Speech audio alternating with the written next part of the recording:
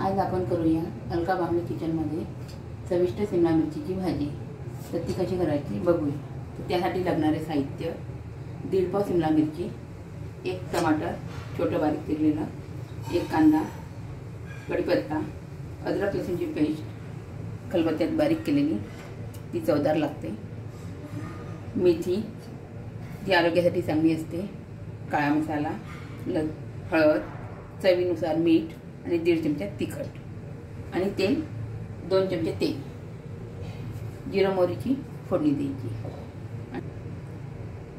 आणि हिंग, मोहरी, जिरं आणि शेंगदाण्याचा कूट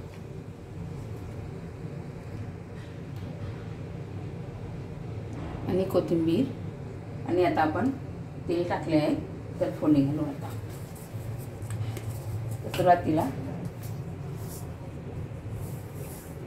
मोहरी, तेल छान झालेले आहे, मोहरी, जिरं,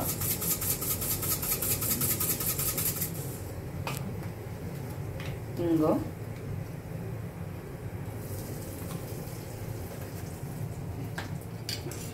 त्यानंतर आपण टाकूया कढीपत्ता। कढीपत्ता छान तळला की आता आपण कांदा घालायचा।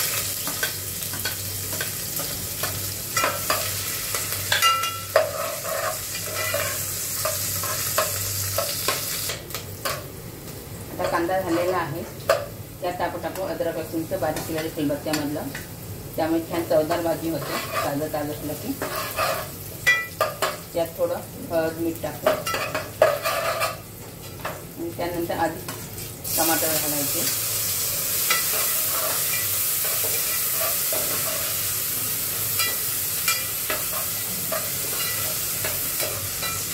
टमाटर होताले मीठ, सगळे मसाले घालायचे,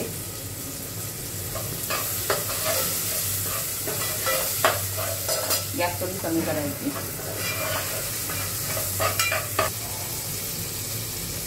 फोडणीमध्ये आता आपण थोडा आधी सांबार टाकू की ज्यामुळे भाजीला छान स्वाद येईल। विदर्भामध्ये याला सांबार म्हणतात, पण म्हणजे त्याला कोथिंबीर पण असा शब्द आहे। प्रत्येकाचं वेगळंच आहे ना। आता आपण त्यात शिमला मिरची घालू।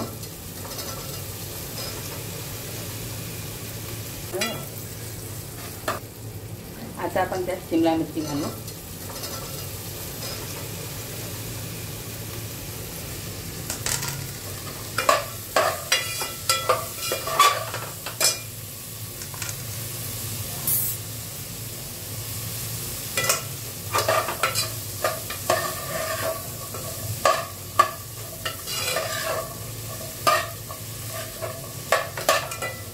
चिरून झाली त्यात थोडं पाणी घालून वाफेवर ठेवू।